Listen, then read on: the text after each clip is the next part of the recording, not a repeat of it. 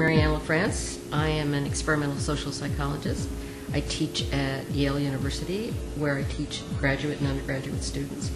And I'm particularly interested in how fairly small things in our bodies and how we present ourselves both affect ourselves and affect the impressions that others have of us. My history with P&G and Pantene goes back actually now over a decade. Began with an initial study, which we called the Bad Hair Day study, in which we looked at the kinds of effects that people experience when they feel they're having a bad hair day. In the last couple of years, we are doing studies of the effect of thinning hair.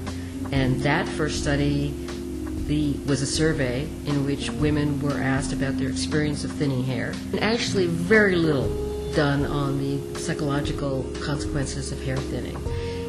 Hair thinning or male pattern baldness has been an issue for lots of years. Little research by psychologists on hair thinning in women. So what we did in this study, and it is for the first time, is to look at concern about thinning hair relative to a variety of these other potential stressors. Insufficient money for day-to-day expenses, concerns about other financial worries, concerns about conflict with friends or family, too much to do. The age range of participants was between 40 and 65. The respondents were picked in part because the belief was that they had had some experience with thinning hair.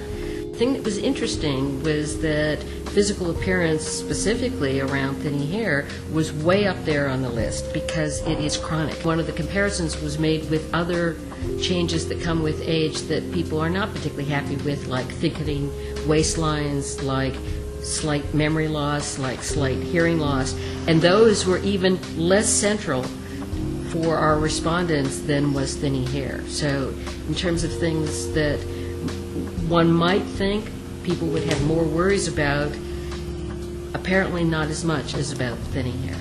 So we know from the first study that physical appearance in general and hair, and specifically its thickness and fullness, is a preoccupation, is something that people think about, that matters a lot, that people are not satisfied with, that they care about.